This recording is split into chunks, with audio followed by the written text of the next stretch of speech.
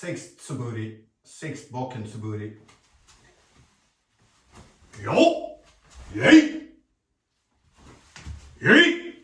Oh! Yay! Oh! Yay! Oh! Yay! Oh!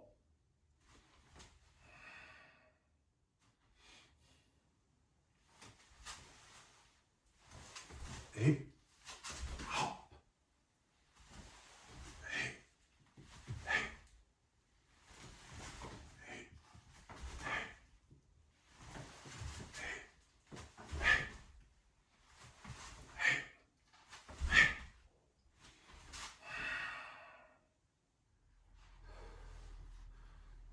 Suburi number 6 and 7, the last two of the basic Iwama Suburi, Bokken Suburi. They involve the ski, the cut with the thrust. So we first come back and then we cut, and then from here we thrust.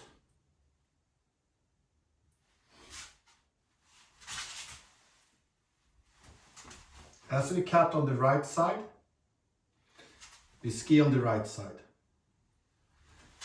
As we cut on the left side, we ski on the left side. We cut on the right side, thrust on the right. Yokomen on the left, ski on the left. When you cut a yokomen cut, and then ski, they have a similar angle, if not the same angle, of the sword. Now when you attack on the left side, keep the blade, as you rise, as you move forward, cut on the left side.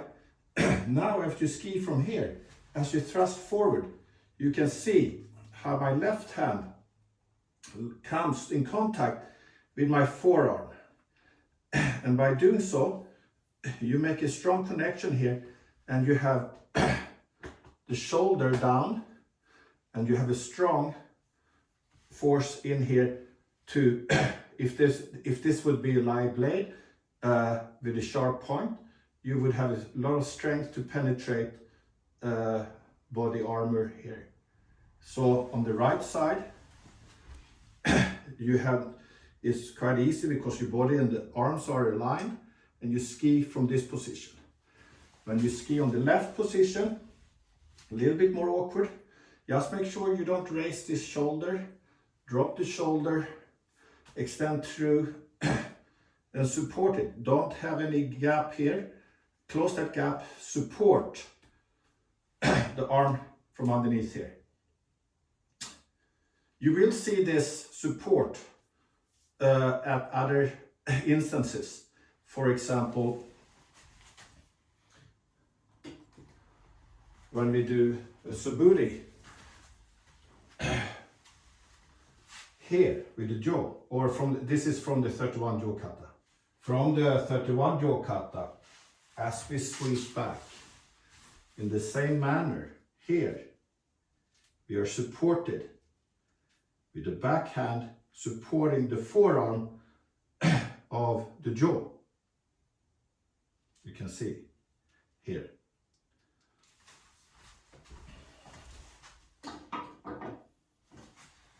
So in the same manner, hey, ski on the right, ski on the left, here supporting the right forearm. So we're going to look at it in parts, and then we're going to see how it all works together. So as in common with the other suburis, use your body movement, your connected connected body to pull back up to here. Then from a sprung body, spring forward. Then from here, without coming back and thrusting forward, So from the cut, immediately from a sprung body, spring into the ski, to the thrust. On the ski, the angle of the sword is about 45 degrees. So it's not straight, nor is it completely laid on the side. So it represents really the form of the body when you're thrusting straight forward, and the edge, the blade, is slanted about 45 degrees. Now, as a default target, we usually aim it at the center of the torso, the solar plexus, or slightly higher. But also, for safety reasons, when we practice with partners, we don't ski often to the face for safety precautions. Though we do have many times the ski would come towards the throat area.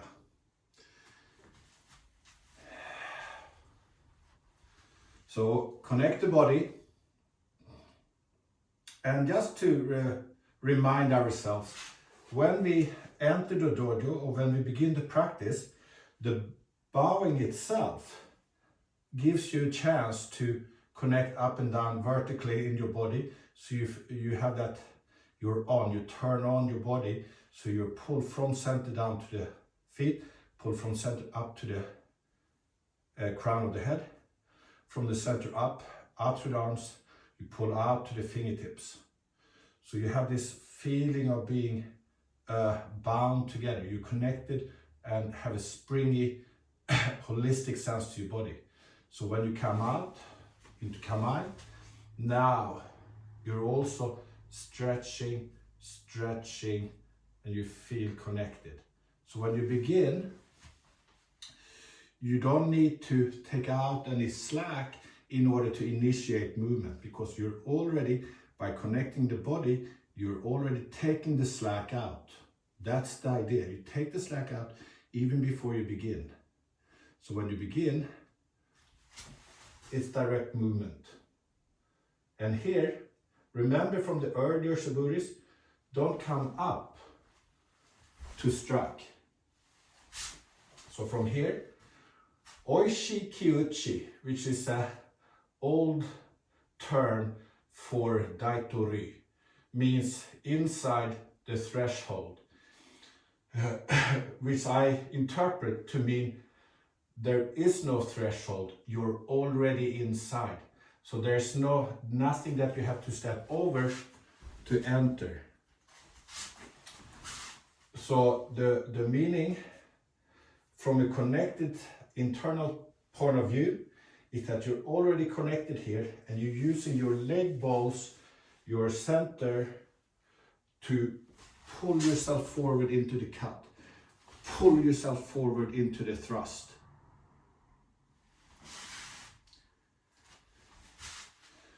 So has the same feeling that we exercise when we do the rowing exercise of Osensei.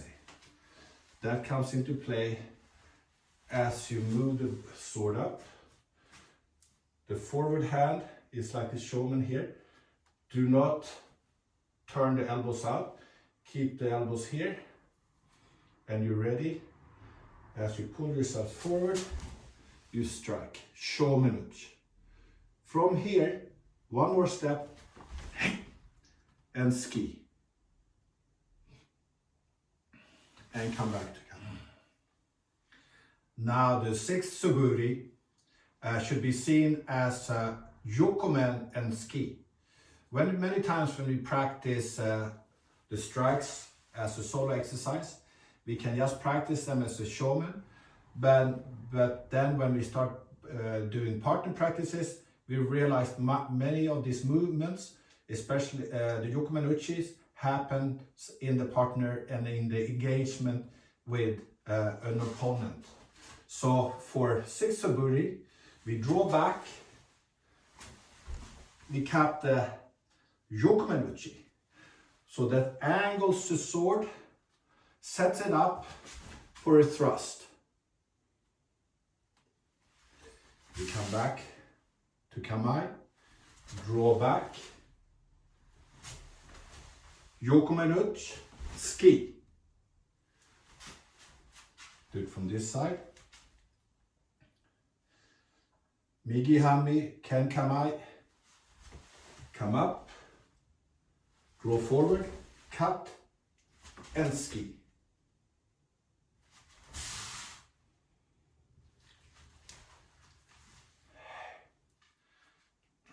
Remember this motion. I call it heel to tip. It's the motion between the hands, left and right, left and right.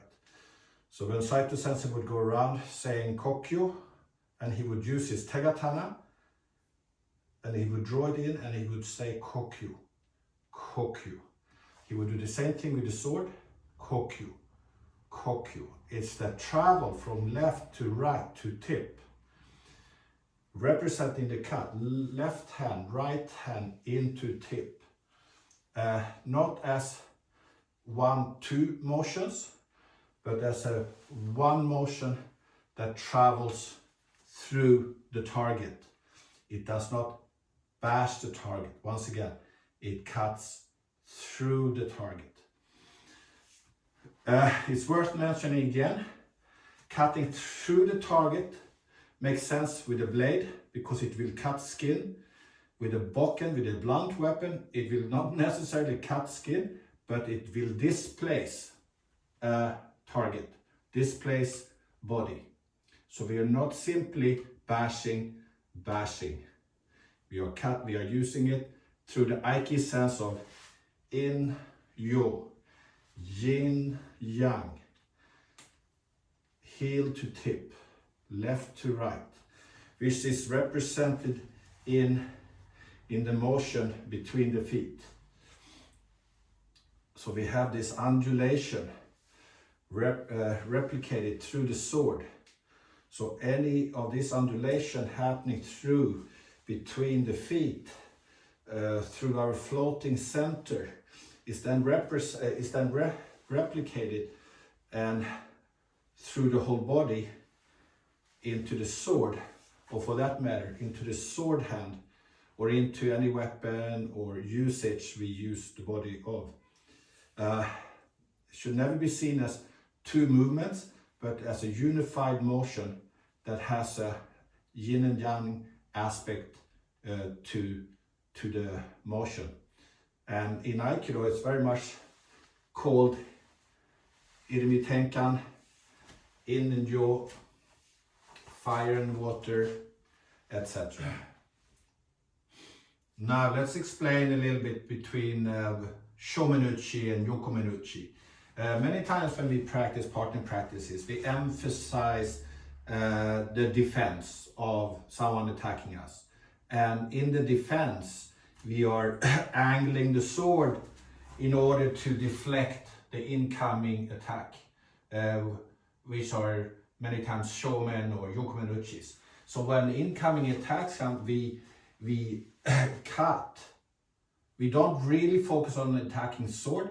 We are focusing on the person, but we have a deflection angle going through the sword, so as we are counter-striking the attack, we are angling the sword, so while we are counter-cutting, we are deflecting the other person's sword. And in order to do that efficiently, we angle it into this yokomenuch, which is not a wide yokomenuch, it's very thin.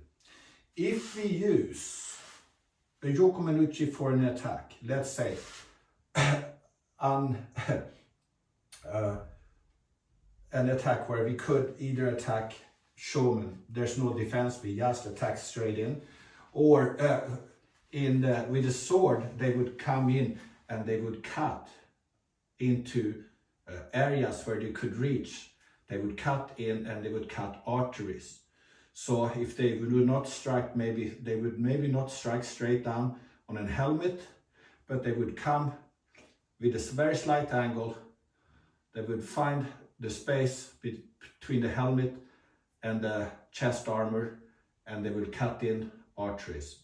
So it was very precise target points with the blade. Now it's good to understand that as we are doing our yokomen cuts and shomen cuts. So as we attack into these target points on the side with a yokomen, it's also partly understood that the angle of the sword will help deflect any weapon in the way. So though we are counter-striking or attacking, we are cutting, being protected at the same time, deflecting any weapon there, at the same time cutting through that weapon into target behind the weapon. So we are doing in fact two things, either deflecting an opposing weapon in order to reach target, or we are defending against the attack that comes, and we are counter-cutting, deflecting their weapon at the same time we are countering straight into the attacking person. Now, in our komitachis, we will see simple deflections, mostly on the left side, because the left side is our weak side, because our arms are not aligned properly, where they always are on the right side. So you will see in the komitachis that many times on the left hand side, we are simply deflecting the cut coming in from that side. And then when they proceed to cut one more time, we usually have the final cut that finishes the kata off on the right side, because we are in the line, we deflect their cut and we counter cut the last attack. So in that sense you can see that we do have shear deflections and we have shear final cuts that finishes the kata off. Now we can understand that kata is a setup practice to learn a form that takes a few steps, fewer or more steps depending on the kata, but we can also understand that each move could be a finishing move where we close the distance, we deflect the attack, and we still have range to reach the partner. And that can happen both on the left side as well as on the right side. So when we understand that, we do understand that kata, the setup practice where we allow the form to continue till the last cut, where we put a stop to it, put an end to it. With the understanding that each section could have a final cut, final ending to it. And we do have shear deflections, and we have shear deflections with counter cuts in them. And they become important because when we have a counter cut, we are not focusing on the weapon coming in. We're not trying to meet the weapon through the air. We are actually cutting the other person, and we do it in the same sense that we are protected as we do so. So his weapon will be deflected in our defense and our counter attack, as it were. So in order to understand the yokomenuchi into ski, we have to understand that as we are coming up here, as we are cutting the sword into yokomen here, the premises here is that we have the control, we have the upper hand, as it were. So if we have faced an opposing force and we are crossing swords here, the idea is that we're coming out on top, as it were, meaning as we meet, I control his sword down, and in one way I'm holding his sword down, which I then could ride into his ski. If we would reverse it, let's say he thwarts my attempt and he controls my sword, I have no chance to continue into ski, and he would have the line to pursue into ski. Or for that matter, he could maybe have already diverted my sword and cut me directly, as I could have done if the distance would have been correct, where I would just cut through his sword into the target where I was aiming. But the way we can understand it through the Iwama point of view is that when we first come up here and we cut, we can understand it as that we do have the control here, or at least we are not thwarted, in the sense meaning that I have the possibility of just pursuing the ski in.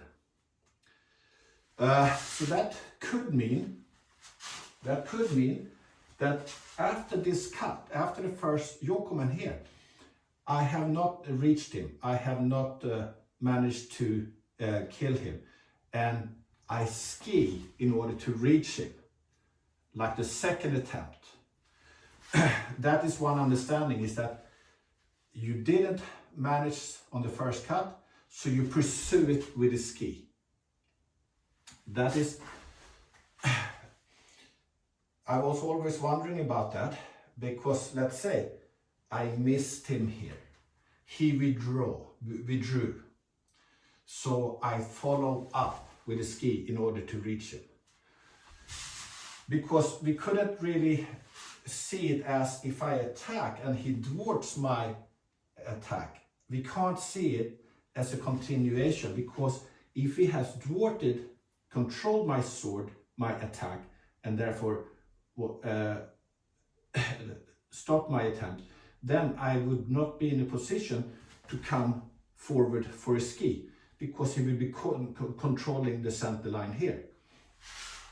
So my understanding would be that you're in control, you pursue it in control. If we, instead of understanding it as two parts, one yokomen and one ski, because remember, in the Iwama tradition, we build everything up step by step. So we usually break everything down into individual movements, and sometimes the overall flow get lost, or the overall holistic movement is lost.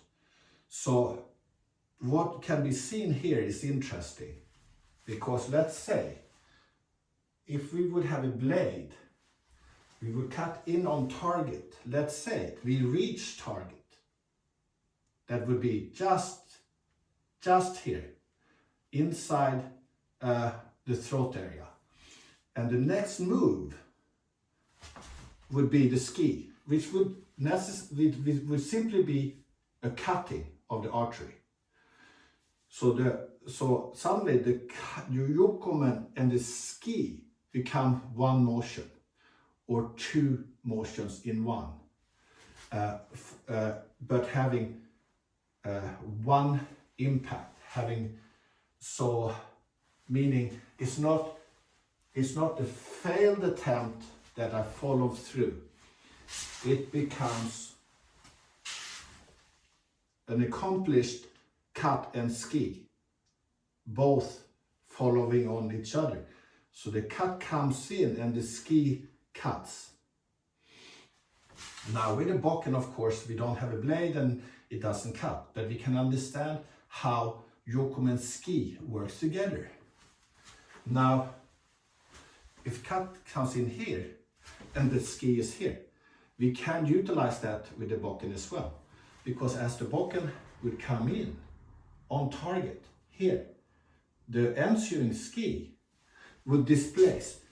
If the first cut didn't displace enough, you could just follow on with the ski that would once again displace the person instead of just bashing. So, because as the Iwama weapons are, they're very blunt, so we cannot pretend that we're going to pierce armor or we're going to stab him with a wooden sword, like some people say that this is a wooden sword, wooden weapon.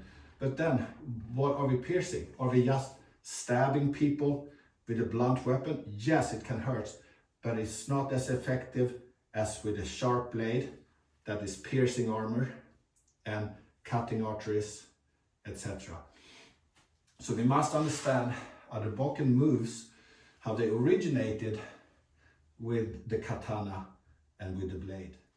Now we have to look at the angles of our sword for the cut and for the ski.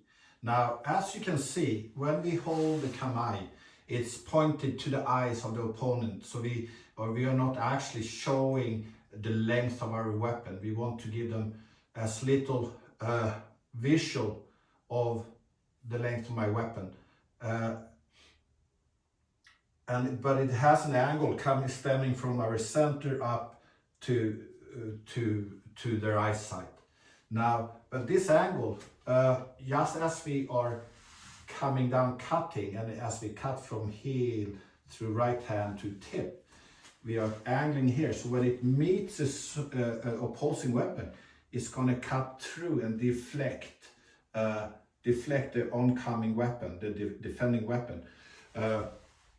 Now, that we all can understand and see and make sense of. But once we come down to the finish here and we continue with the yokomen, you must realize it's not a straight thrust. It's not like just now I'm going to pierce him straight in. Like I said just previously now, is that if I have come down and I'm holding his sword down, I'm controlling his sword down, and I need to then be, I would call it bottom heavy, so I can suppress his weapon with my rear end while my tip drives in, while I'm controlling him from below, as it were, and I'm driving the tip in at the same time. So my left hand controls the opposite sword as I'm driving the tip in. If I would simply just drive the sword in, I would give up the control of him and he would have room to move and counter. Now, that goes with all these angles when we are deflecting, and we are deflecting. It's what I usually call it, my left hand, my heel hand controls his sword, and my right hand controls my target. Of course, not as two separate things, not as, oh, I'm doing this, and then I'm doing this, but more as a joint venture where my heel and tip are working together to control and to gain access to target. So that becomes very important, not only when we cut, and that goes the same for shomenuchi, it goes the same for yokomenuchi, but it goes the same for a ski. So when we issue the ski, I'm kind of driving the end and into target. That does not only has to do, it's not only has to do with dealing with a opposing weapon. It also has to do with the impact force that you're delivering. Because as we said before, when we strike, it's not a blunt bash, it is a cutting through that will displace body. So a ski also is not simply a stab that is kind of bluntly stabbing into you. And of course, it might be powerful and strong if you hit the right target. If they have no protection, then even a wooden blunt weapon will hurt you. And of course, with a blade, that would just penetrate, maybe even penetrate armor and cut straight in. But what you're trying to do this is more pronounced in the jaw. I will just quickly change to show you when we do a jaw ski. So for example, when we do a jaw ski here, it coming up with that simple angle that we have with the sword. It's coming up to that angle, and as we hit target, as we come up to hit target, it levels out. It comes up and levels out just as it hits target. What that does on impact, so it comes down slightly from below. As it levels out, it has an angling effect on the target point that will create more than a simple impact. It will create a angular change that will affect your balance quite drastically. So when we have cut, and that's why the cut displaces, because it affects the balance of the opponent. A blunt force doesn't necessarily affect your balance, except that it might just crumble you. But if you have a changing of angles on impact, it's gonna mess with your ability to withhold impact or force. So the yokomen or the shomen will do that in its effective impact force. But so will the ski as it comes in, and as it reaches target, it levels out a little bit. So if the ski would reach you, it would reach you slightly on an angle, and then it would level out. So it will have an angling, shifting angle that will have a great impact. So it's partly for defense and partly for an Aiki effect on impact. Now, once again, not seeing it as two things, not seeing it as, oh, I missed, so I will pursue, but seeing it as one thing, that I'm actually cutting through his weapon and I'm piercing arteries. That means what first was divided up in steps, that was each knee, 2 steps. Suddenly, yo becomes 1 step with the yokomen and ski in one go. Meaning, I'm coming in and finishing. I'm cutting through finishing. I'm cutting through finishing. Yo! Yo!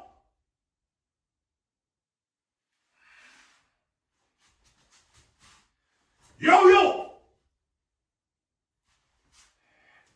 To understand this 2 motions in one,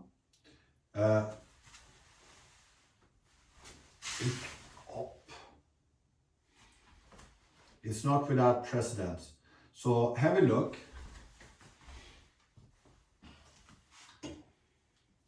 We have a name for it. We first encounter it in the Josuburi number 7, Rensoku Uchikomi. That means Rensoku means continuous strike. So just a quick reference. So the 7th Suburi, the Josuburi, begins here, strikes right yokomen, continues into left yokomen, without pause. Rensoku means continuous, with no pause.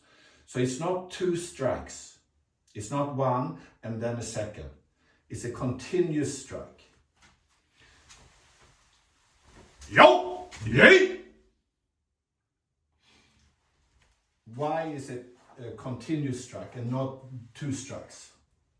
We have covered this before. And just to show how that can come about is that the first strike is thwarted by the defender. So I immediately follow it up with a left hand cut. Or my first cut is a feint. I'm pretending I'm attacking here. And when he defends this, I immediately go to the other side to attack on the other side. Both possibilities exist, most likely the second one is probably better, because if you have been thwarted with your first cut, you're probably in a very poor position to attack. He's probably have a very good control over you already, simply because he managed to thwart your first attack. So see it more as your own strategy of attacking continuously.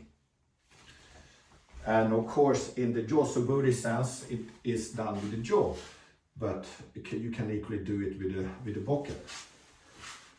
Yo, yay, rensoku uchikomi. That's not the only example. You will see it one more time in the 31 jaw kata. 24-25.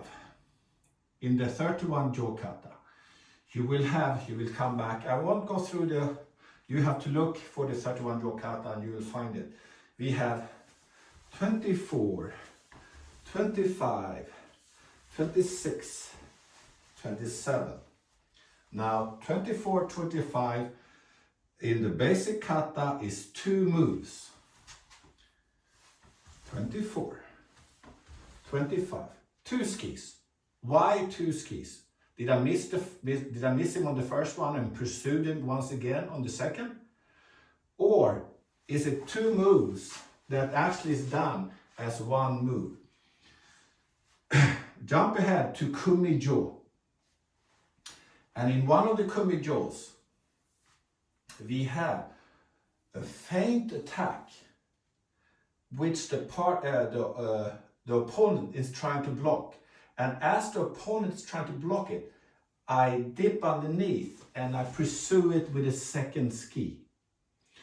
So in that kumi jaw, the first ski is a feint that I withdraw, and the full attack comes on the second ski, exemplifying why the continuity of the strike, the continuity of the ski. The first one, yo! So 2 in 1. Yo! 2 in 1. So we are not without examples. So when we start looking at a Bokken Suburi, number 6, we have to understand it in an advanced level. We understand it as 1 move. We come up, we cut and ski. It's a combined motion with an understanding behind it, and the reasons behind it, we understand it. It's not that we miss and we're pursuing the opponent, it's that we are right on target and we are following through. The cut and the ski, in one sense, you can see that the ski is similar to cut in the sense of heel to tip motion, but much more thinner than a giant cut coming all the way from above down.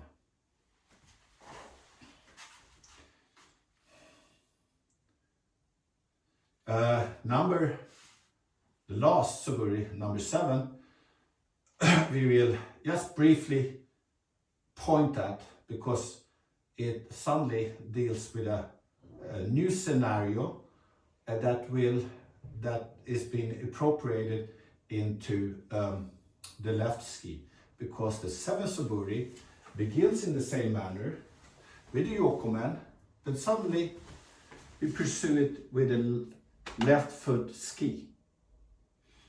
But we're going to deal with that in the next episode of the Suburis.